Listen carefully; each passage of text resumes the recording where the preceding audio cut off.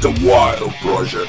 No podemos no hablar de la NBA en esa época y que tú estabas ahí sin hablar del malogrado Andrés Montes.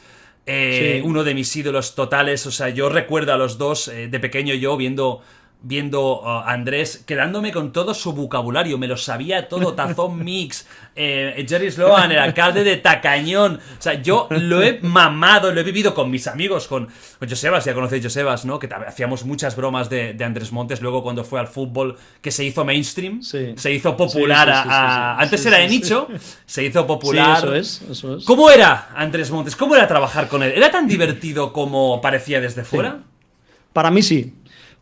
Reconozco que haya habido gente que para los que no fuera tan divertido, porque él era un personaje diferente, raro para alguna gente. Él, digamos que no se movía por parámetros habituales, ni dentro de la profesión, ni en su comportamiento habitual, no sé, en la calle o en un centro de trabajo. Era un tío que siempre sorprendía. Siempre tenía una reacción inesperada, una frase, una palabra diferente para cada cuestión que iba viviendo, ¿no? Y a mí ese tipo de personas me llenan mucho, porque digamos que me van renovando la vida constantemente, ¿no? Y para mí fue, desde luego profesionalmente, él desde el primer día me enseña cómo había que ser prácticos, es decir, me pone en mi sitio. Yo estaba todavía, aunque llevaba 5 años trabajando ahí, pero estaba alucinado con todo lo que me pasaba, ¿no? Y él venía rebotado de otros trabajos, de haberlo pasado muy bien y mal también, y él enseguida me pone en situación y me deja muy claro que, primero, este es un producto muy bonito y reconfortante para un periodista, pero es un producto secundario que se hace de madrugada en una televisión de pago, es decir, para muy poca gente. Claro. Encima es baloncesto y es una competición lejana. Entonces, nuestro primer objetivo tenía que ser aumentar la audiencia, es decir, poder añadir, aunque fuera en cada partido, una persona más al grupo de gente que veía la NBA. Ese era el principal objetivo, más que agradar o corresponder al entrenador de cantera que quiere saber el corte del jugador, por si va por detrás o por delante del rival. No nos interesaba eso. Lo que nos interesaba es que si había un chaval joven viendo el partido a las 2 de la mañana, que ese chaval pudiera ir al día siguiente a clase o a su grupo de amigos y llegar alucinado y decir, me lo pasé anoche, genial, tenéis que abonaros al Plus y ver el partido de NBA y tal. Eso era, o sea, el objetivo era aumentar la comunidad, ¿no? de gente que veía la NBA. Y bueno, y él profesionalmente era muy bueno porque él era un genio, tenía esto que dices tú de los apodos, de los motes, ¿no? Él tenía ese valor intrínseco, él no se preparaba nada, o sea, él no estaba en su casa diciendo, a ver, hoy doy a estos dos equipos, a este jugador, ¿cómo le podría llamar? No, él no tenía la fuerza de voluntad para hacer eso, pero él vivía era un genio de la improvisación. Entonces él llegaba al partido, tal, ahí nos echábamos unas risas, nos maquinábamos, tal, y empezaba la retransmisión, y según iba narrando, se le ocurría algo.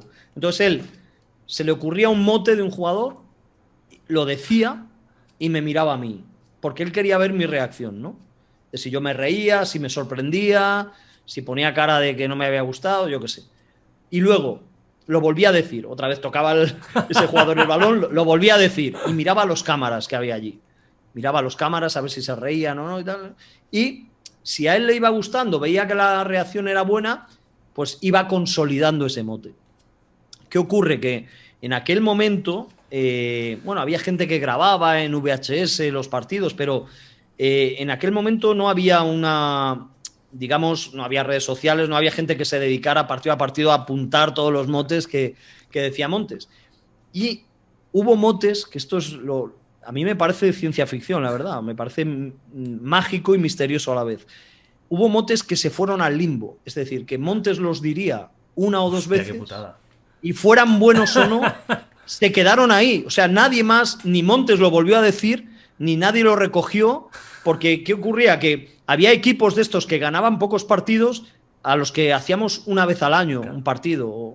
Y entonces, ese partido, a él se le ocurría un mote, lo decía, pero él no lo apuntaba, entonces a él se le olvidaba, yo tampoco y tal, y entonces ya no volvíamos a ver a ese equipo y a narrar a ese jugador hasta el año siguiente y se perderían esos motes. O sea, es increíble, sí, pero él era muy bueno en eso, muy bueno. Nada, era un tío, yo aprendí mucho profesionalmente, personalmente tuve una gran amistad con él. Cuando él se fue a La Sexta a hacer fútbol, hacía baloncesto también, pero fútbol en abierto, digamos que nuestra relación personal se incrementó, porque él, no sé si es que se había acostumbrado a tratar conmigo, pero yo siempre trato de, digamos que no tomo la iniciativa en eso, entonces cuando él se va a La Sexta yo pensé, digo, bueno, pues lo lógico es que nos aislemos un poco, nos separemos un poco, aunque sigamos llevándonos bien, pero que nos veamos menos. Claro.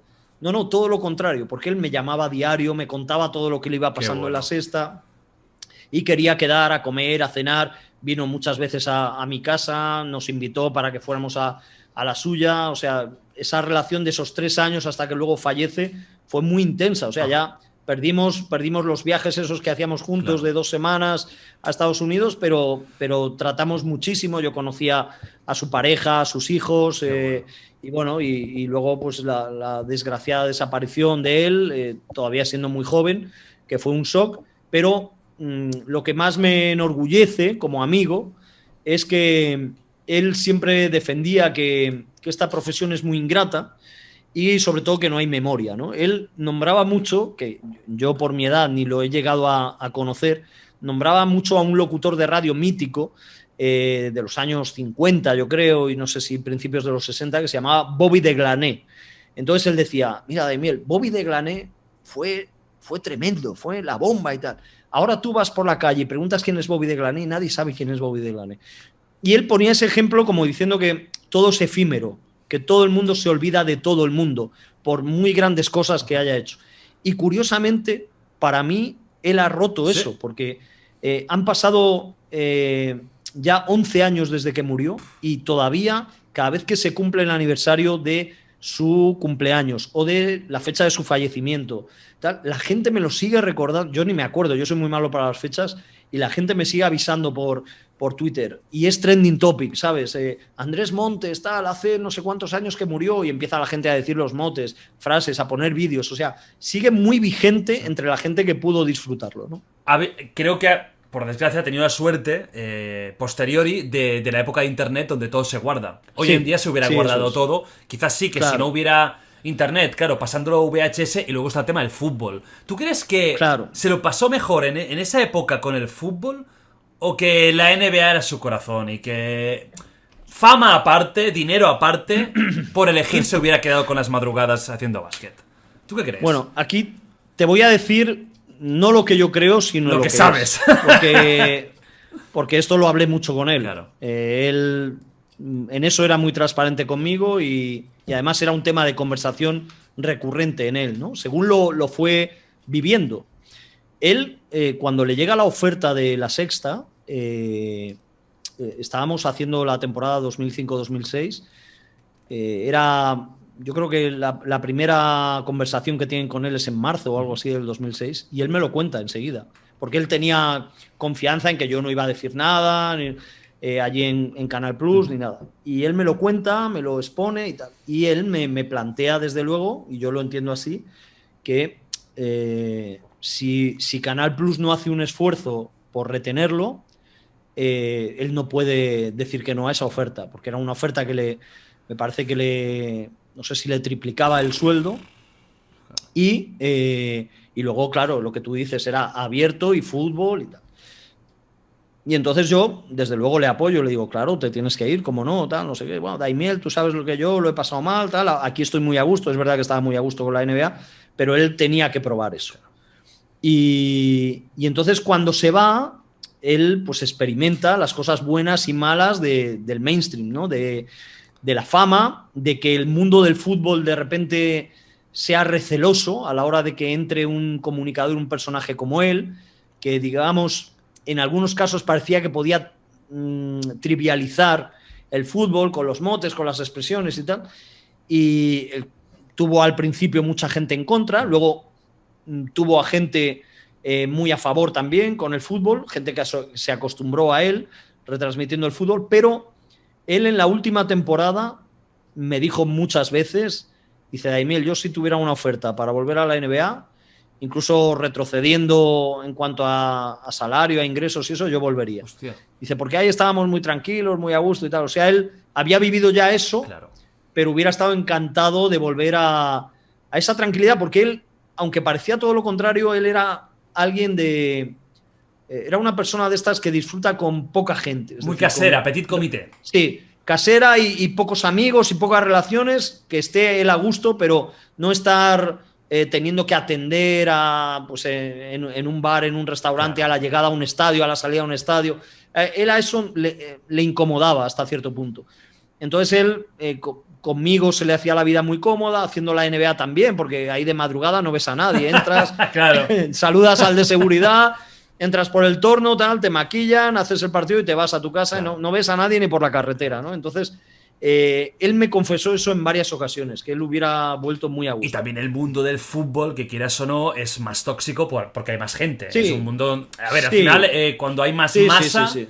se vuelve Desde tóxico. Sea lo que sea, da igual. El Desde fútbol luego, es- aunque... Yo recuerdo aunque muchas yo creo que críticas él- a Andrés Montes, que yo me ponía enfermo. Sí. Este tío es Sí, un sí, payaso sí, que sí. dice tonterías. Sí, pero, sí, tío, sí, pero sí, que es sí, fútbol, que es un deporte, que ya está, o sea, que no nos salva la Sí, vida, sí, sí, Y el básquet, son deportes, o sea, vamos a pasarlo bien, Sí. vamos a reír. Sí. Y yo me reí, o sea, yo recuerdo haber visto partidos vuestros de NBA absolutamente nefastos. Un Milwaukee de la época contra, yo que sé, contra un Seattle ya hecho polvo, que me daba igual. Y reírme, porque si Calabazas Club, que a lo mejor pasabais 20 minutos, 10 minutos hablando Sí, de la sí, vida. sí.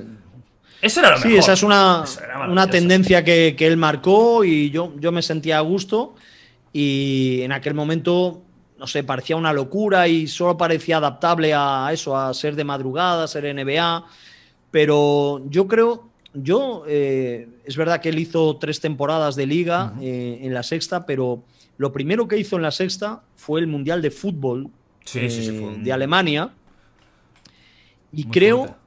Creo que el nivel de retransmisiones que él hizo en ese mundial fue fantástico. Sí. Yo no sé si eso lo guardará gente, si se puede conseguir por internet, pero él hizo unas retransmisiones espectaculares.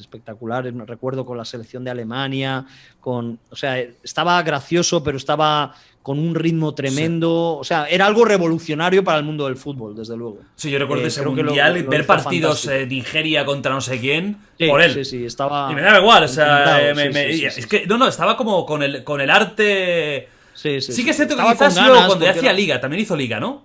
Hizo ligas. Yo ahí ya 3 quizás años, ya lo sí. veía, quizás por el tema ese de que él mismo ya estaba un poco cansado. Sí que no lo Sí, veía tan sí. a tope, pero ese mundial... fue Ese mundial increíble. estuvo genial y luego él era un tío que también por su estilo necesitaba estar a gusto, con un estado de ánimo correcto y claro, en el fútbol trataba con demasiada gente, los viajes, viajaban muchos, no sé, yo creo que su estado de ánimo no era el ideal para estar al 100% en las retransmisiones, ¿no? Y eso él lo sabía y lo comentábamos. Qué pena, porque... Mira, yo me acuerdo perfectamente cuando me enteré, estaba trabajando de camarero en ese momento, Sí. trabajaba en una discoteca, y me acuerdo de mirar el móvil un momento y ver... Que me lo dijo un amigo, tío, ha pasado esto. Mi primo, lo dijo mi primo. Y yo, creo que es, junto con Chiquito, lo digo en serio, la muerte de un personaje no conocido por mí personalmente, famoso, que más me ha Sí, sí. me ha Muy dolido. sentida, sí, sí. Me dolió, pero Sí, sí, como si lo conociera, ¿sabes? Como... Me quedé Sí. tristísimo y mira, yo Fue hago un poco- impacto. es un impacto total. Hago un poco de paralelismo con Chiquito porque son personas que en el fondo queridas por muchísima gente, con sus detractores como todo el mundo, pero por Sí. muchísima gente y que han influenciado en el lenguaje del Sí. país. Es decir, tiki-taka se lo inventó él. Sí. Tiki-taka, que hoy en día lo Sí, dice sí, todo sí. el mundo, fue él en el Mundial. Recuerdo España, tiki-taka. Sí. ¿Qué es esto, loco? Pero qué locura, qué risa, con Sí, Tarzán sí. Puyol, tal.